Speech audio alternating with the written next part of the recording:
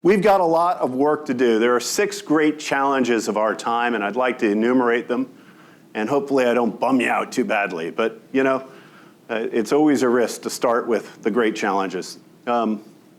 First and foremost, we've got an incredible human rights challenge, right? Only 1 in 9 people live in a free and democratic society. So what we just did this past week was a miracle. It is such a rare gift that we have this free and democratic society, that we get every day to perfect a more perfect union together, and that we get to go out and vote and share our voice without harm or repercussion. What a gift. But we are by far the exception. The rule is just the opposite. 90% of the world doesn't have what we have. And we've got to change that over time. We've got to build a free and democratic society around the world, and we need to advance human rights, because on a planet that's growing up to 9 billion by the time you're my age, right, we cannot allow 8 billion people to live without basic rights. Secondly, we have water shortages. This, I think, is one of the great under-talked about issues of our time. Water, right? Now, 70% of the planet is covered in water, but only 2% of that water is fresh water, and up to 70% of that is non-potable. Water is also a fixed and finite resource. Matter is neither created nor destroyed, right? Water, the fresh water we have, has been around for a millennium, right? We ain't making more of it, but we certainly are producing more people. And as the climate warms, the available fresh water is becoming more scarce. There are over 1 billion people today in severe water crisis, 1 billion people, and that number is escalating rapidly. Water is one of the great issues of our time, okay? Third one now, health crisis.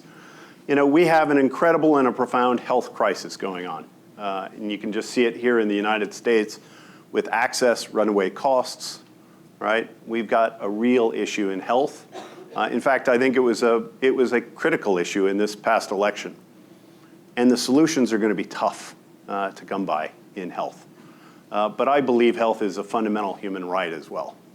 And so we've got to work to solve the health crisis right now, because over 1 billion people in the world have no access to health care. We've got a growing well-being gap. It's really interesting. You know, the advance of capitalism and all the goodness it brings has brought so many people out of poverty and created so much opportunity. And yet, more so than any other time in the history of man, more of that wealth is concentrated into fewer hands. And there are more and more people who have less and less. We've got a fundamental issue here.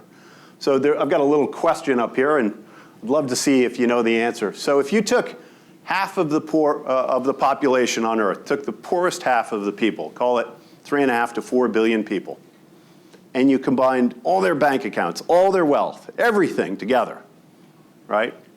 And then you took the richest people on Earth. How many of the richest people would it take to equal the poorest half of humanity? Anyone want to hazard a guess? Is it less than 5 million? Yes. Less than 1 million people? Yes. Less than 1 million have more than 4 billion? Less than 100,000? Yes. Yeah. Less than 10,000? Less than 1,000? It's 280. 280 people today own the same as the poorest 4 billion. And that number is getting smaller by the day or bigger by the day, however you want to look at it. That's incredible disparity, right? And so while capitalism, and I am a capitalist, is a great force, we got to figure out how to lift more people up with this engine and give more people hope and opportunity and access. If we don't, the repercussions will be great. Climate change, one that I care passionately about. You know, I think it's become indisputed evidence what's happening on our planet. 9 of the last 10 years are the 10 hottest in history. I mean, it's just that simple.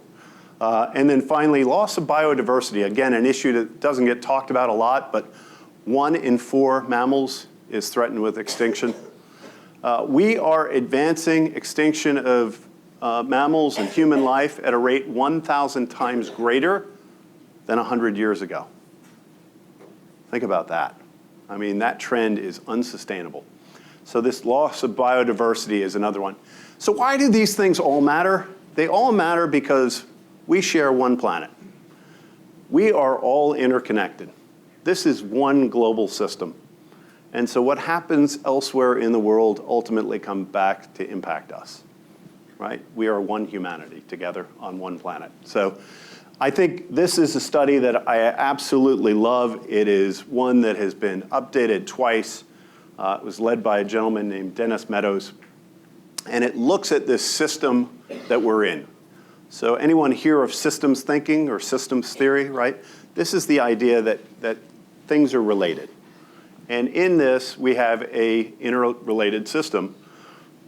And quite simply, if we look at where we are today here in 2016, and then for the students, if we go out to 2050, right, which is the year that you'll be my age, okay? So let's just advance to my age. Here's your future. This is what we're facing. Natural resources are declining as we have more and more industrial output. Industrial output has been a great thing for many, many people. Food has been rising. Fortunately, we've used technology to figure out how to feed more people. But population is accelerating at an unparalleled clip. And what ultimately happens in pollution as industrial output rises and population spikes is going to skyrocket. So what we see here is we're at a point before the tipping point. But in the next 30 years, we're going to hit that tipping point. And this study has been done time and time again, and the data hasn't changed. So we have a real global issue on our hands, and we've got about 3 decades to go before we hit that point. And frankly, this next decade is probably the most important one. And so as you're thinking about your life and your choices, I really want to encourage you to think about this and what you can do to go out and make that impact, right? We need you. This is fundamental of where we're going. Again, look at the relationships here.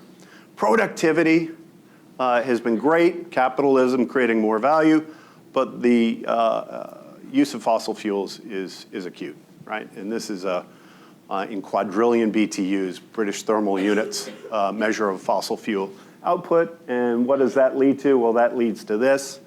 The amount of carbon in the atmosphere is highly correlated to temperatures, the rising of temperatures, not just in the air, but importantly in the sea, where most of the life of the sea is determined by phytoplankton as the primary food source, and the changing of temperature will kill off the phytoplankton, which changes the seas.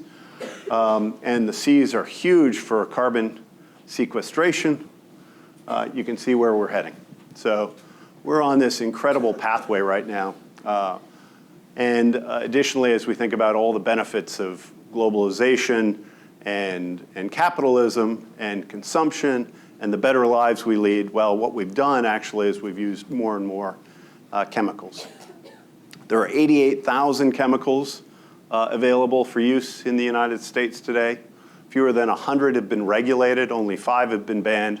So there's huge chemical use going on. And we do it all day, every day, some consciously, some subconsciously, right? We're in a room right now that's actually full of chemicals, right? We've got carpets and paint and other things that let out volatile organic compounds. And we breathe, pounds of air per day, and we absorb through our skin. Our body is a great human sponge. And this is what we're picking up. So we've got over 167 chemical compounds in our bloodstream today. So, this pollution we've got to think about on many different facets. All right, I totally bummed you out. That sucked, didn't it? So let me see if I can reframe it, right? I love this Churchill thought, which is a pessimist sees difficulty in every opportunity, and an optimist sees opportunity in every difficulty. And if you believe that and you're an optimist, boy, have we got a world of opportunity for you, yeah? That's the good news. So there is opportunity.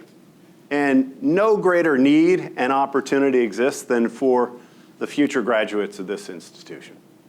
This is your global mandate. This is your mandate of your generation. And how you tackle and rise to this will define the quality of life going forward. This is your great opportunity, your time to shine. If you ever wanted to make an impact, it's all yours. Here we go. So, what do we need to do? We need to move at a pace and a scale that we've never seen before. Pace, I've talked about, we've got 30 years, right? We've got to have a step change in pace, not just an incremental movement, right? We've really got to pick it up. And secondly, we need huge scale, massive alignment of resources to drive the change. Scale and pace. Where can we get that? Where can we get scale and pace? How can we get this done? Yeah. My belief is that it's through business. Business has to be the solution, right? These are global issues, vexing global issues. And if you think about it, this is the calling for business. My call to serve is through business. Eric's call to serve is through business. We think business can be a lever for good, a force for change. And when you look at scale and pace, business is the fastest changing adaptive organization on earth, and it's the biggest, right? In the US, business revenues are 20 trillion. That's 20 times larger than all the nonprofits combined and 7 times larger than our governments, yeah? So if we really want to solve this, we've got to turn to business. That's where the lever is. That is the massive fulcrum we can use to drive change. And so it's my belief that, business has to be a force for good. That with this great power comes responsibility. And consider this, we talked about the concentration of wealth of individuals. Think about it here. Of the 100 largest economies in the world, 51 are global corporations. Think about that.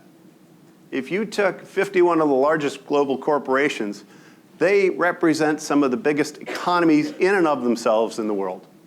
The top 200 corporations have sales greater than a quarter of the world's economic activity. 200 companies, 1/4 of all global commerce is in 200 companies. If we're going to solve this, we've got to solve it through those companies, don't we? Think about that opportunity. Power is so concentrated that we can have such a huge impact only by impacting 200 companies, right? That's where it's all going to get done. And just take this one. 200 companies have the same economic clout as the poorest 4/5, right? So we talked about 280 humans having half. Well, 4/5 are in the 200 corporations. And Walmart alone has more than the poorest 161 countries combined. One company, Walmart. So incredible concentration. So if we need pace and scale, we know business can do pace. We know they have scale, right? So the solution lies. And that's why I was so happy to see so many hands go up of all those business majors, yeah? So this is the army that's going to get it done. And I think what we need to do then is rethink the rules, right? So what are the rules that are going to help us get this done? I think we have to move from a past and a belief that says business creates a profit from causing problems. In other words, what business does is it maximizes profit, it borrows natural resources, and it internalizes the profit, and it externalizes all the costs, right? We've got to shift that, right? We actually have to think about business creating a profit from solving problems, right? If we make the maximum of business profitability that you have to drive a solution, then what we'll do is we'll empower an incredible force like we've never seen before to begin solving these problems. That's the shift we have to drive. And every one of us can impact it. We can impact it from what we purchase, how we service and address these companies, and ultimately how you ultimately choose to go to work, right? This is underway. And the good news is it's happening, right? We are going to reframe the mission of business from something called the bottom line, right, which is maximization of profit for shareholders, to the triple bottom line, which is if you serve people and the planet, you will then create profit, right? That's the triple bottom line. The notion that we have a balanced scorecard. that people and planet count as much as profit, and we have to make that shift. And when we do that and create that balanced scorecard, things come into balance.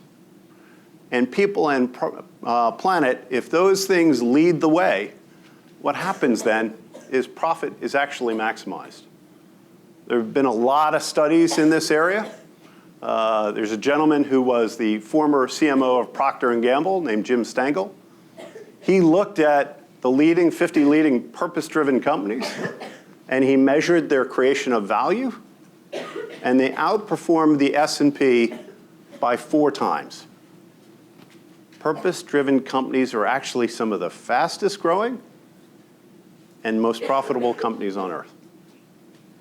And what's beautiful about the power of market dynamics is once that is known, once that becomes the maximum of the marketplace, that's where companies move.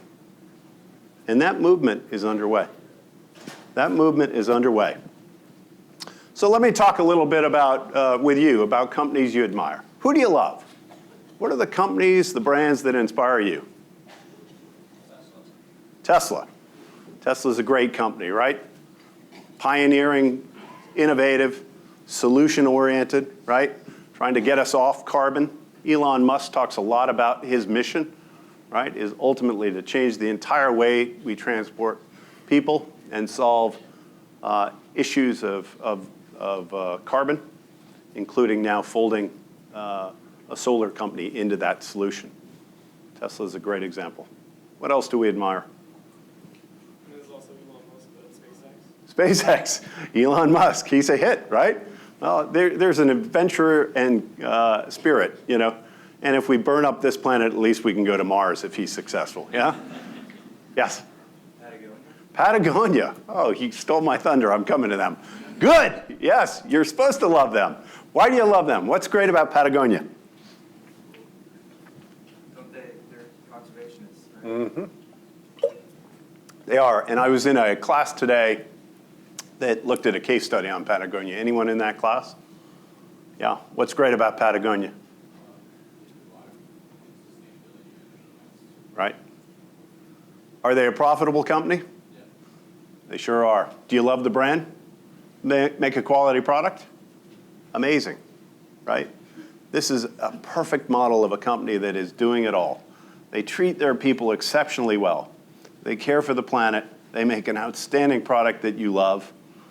And they make a killer profit. They got it all. What if every company were Patagonia? How do you think the dilemma we face would be solved? Game over, right? We'd be well on our way. So Patagonia inspires me. I know the founder and consider him to be an inspiration and a mentor. Yeah. So there are a lot of great companies today. And some of the companies I love the most are called benefit corporations, right? So most companies, either you can be a limited liability corporation, or if you're a public company, you often become a C corporation. Right? It's kind of the classic model. But there's a new model called B Corp. Yeah, that's what I'm wearing tonight, B Corp. Eric's company is a B Corp.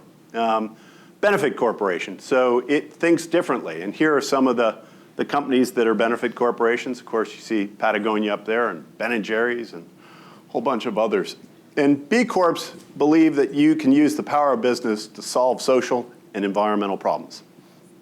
That's what they stand for. And I want to share with you a little video about B Corps. So, all right, so B Corps. That video actually said 926 countries. That video is about 18 months old. There are now over 2,000 B Corps in 45 countries. The movement is flourishing. It's alive and well. And so many great companies in there. And one I particularly admire is Patagonia.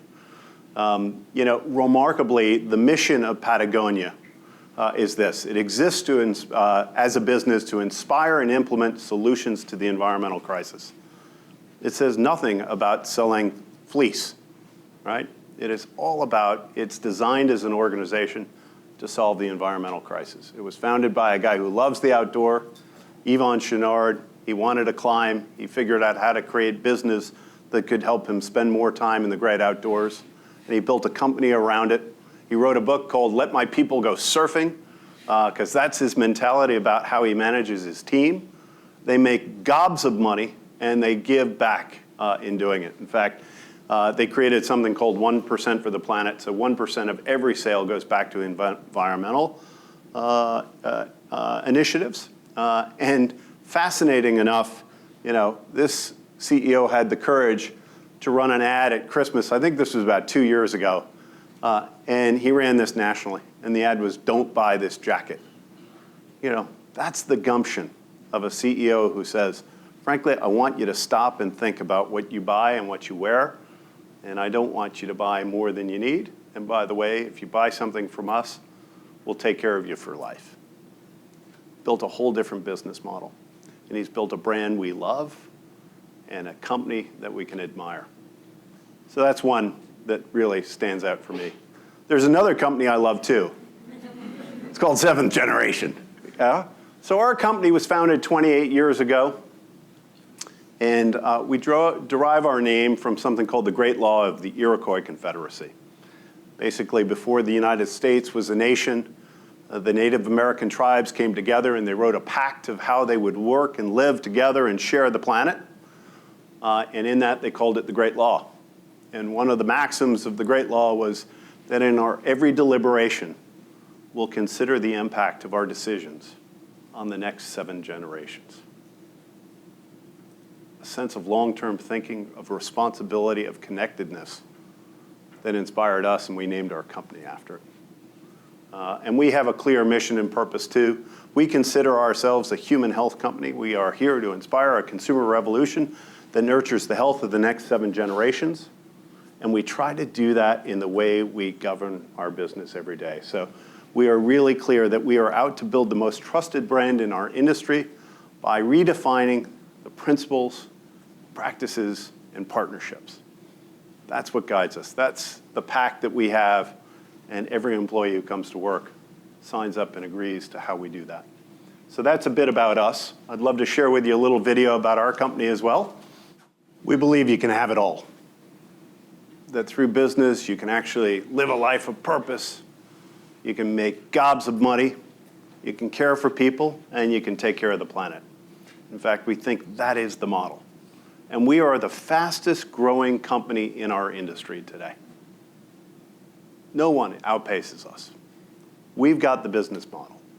Patagonia is one of the fastest growing clothes companies. Ben & Jerry's the fastest ice cream company. Benefit corporations are showing the world that there's a better way, and you don't have to have a compromise. You can actually play to a set of new rules. And we're innovative, right? It's all about driving innovation that changes the game. We need disruptors like Elon Musk. We need innovators. I encourage every one of you who has an innovative bone and wants to be an entrepreneur, go do it. Start something. Make a difference, right? This company started 28 years ago. We were the first to remove chlorine processing from fibers. We got rid of the use of volatile organic compounds in products. We were the first company to market and sell recycled papered products. This is not hard stuff, folks. First one to voluntarily disclose ingredients on our labels. You don't have to do that in our industry. And by the way, you as a consumer don't have a right to know what's in your cleaning products. Some of the most toxic chemicals you bring into your house, you have no right to know. We think that's wrong. We disclose our ingredients. We're trying to change the industry to do the same thing. We drive, we push for innovation. We want to break the compromise because we're using business as a force for good. And it's good business. That's the bottom line. It's a whole new way of thinking and working, right? So there are old rules. When I was at the Harvard Business School, they taught me a bunch of shit. It's useless stuff. The only thing I got good from Harvard was a diploma and some good friends. But the education was a waste of time. It really was, because this is what they told me that matters, and I walked out of there stuffed into my head that the whole game was about maximizing shareholder value, driving value, about winning the transition, about win-loss equations, about competing and bearing the other guy. That's what I learned at the Harvard Business School. And it's shit. It's a waste of money. What you guys need to understand and what is being taught here and now at the Harvard Business School, thank God, and on other campuses across the country, is there are new rules. The rules of the game are simple. You care for stakeholders. It is not just about shareholders, friends. It's about creating shared value. It's about taking care of your employees, taking care of your customers, taking care of the community around you. We are in the other Burlington. We're in Burlington, Vermont, and we have adopted our hometown. And we have a philosophy that says if every company adopted their hometown, we'd solve the world's problems. That's what we're trying to do. We think about stakeholders. Secondly, we think about values. We are a values-led company, not a value-led. We will never put money ahead of our values. Values come first. Value follows when you live your values. Yeah? We believe in relationships. There is no win-loss. There is no simple transaction. We live in an incredibly connected world today. Our brand lives with all of you, the consumers. And if we do something wrong today, we don't have a future tomorrow, right? We have to think about relationships. And relationships are grounded in one simple thing. It's about trust. You've got to build trust. You've got to hold your values, and then you've got to live and walk your values. And everything we do every day is about building relationships. And then we think differently about competition. We're all about collaboration. We find like-minded, like-principled companies, and we pair up with them. So Eric Ryan was here a couple of years ago. Eric Ryan's the founder and CEO of Method, one of my frenemies. Eric is a great guy, and he and I team up with Mrs. Myers. Collectively, we have about 6% of the market share, and we're out for the other 94. We believe that we can disrupt together. We work together, and we collaborate together. It's atypical behavior, what they told me at Harvard Business School, and I'm so delighted to prove them wrong. These are the new rules. This is the way business is getting done and will get done. And people who are living by the old rules, I can't wait to leave them behind, right? They are going to be left behind. And so this is the important part. Those are the new rules. Many of you aspire to lead and be in business. You have a choice. You have a great choice ahead of you. I believe you can have it all. I believe you can live a life of mission and purpose. I believe you can love your work. I believe you can love your neighbor and care for your community. And I believe you can do incredibly well in doing all that. You guys you are so blessed because the world ahead of you has great issues and great challenges, but there's never been a greater time to go out there and make a difference in the world. The opportunities are right ahead of you, right? So I encourage you today, while you're still here, think about this. Think about how you will live and lead the Elon values, right? The Love Business School has a number of values around engaged learning, social responsibility, courageous leadership. How will you do that? How will you use this time in this incredibly safe place with all these talented people around you and these trusted guides and mentors to experiment, to learn, to grow, to develop your value set? This is your time. Don't play it safe. Push yourself. Live, lead, develop your value set here, now. You'll need it. It's going to be the most important thing you'll fall back on. It is the substance of your character. And hard times will come and you will fail, and you'll fall back on these values that you're building here today. And you can't do that in a safe place. You've got to go out there and challenge yourself. So where and how can you do that? Well, in the spirit of community, you're here in North Carolina.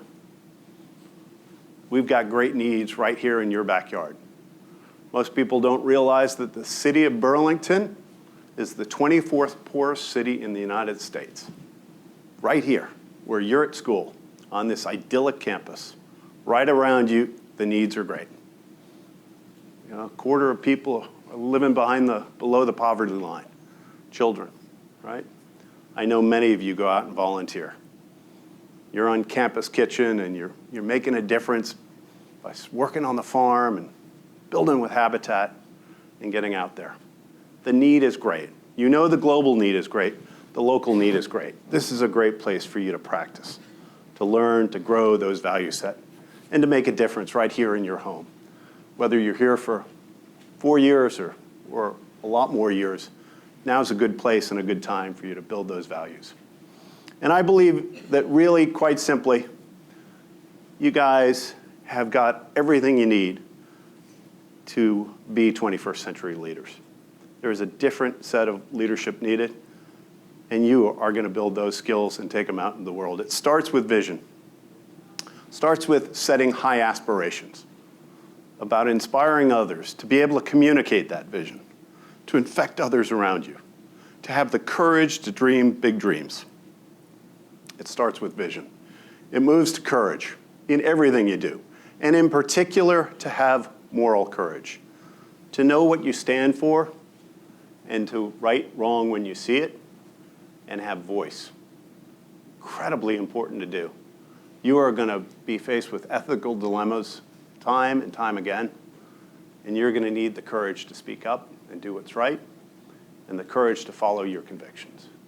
Courage is the second great hallmark. The third is collaboration.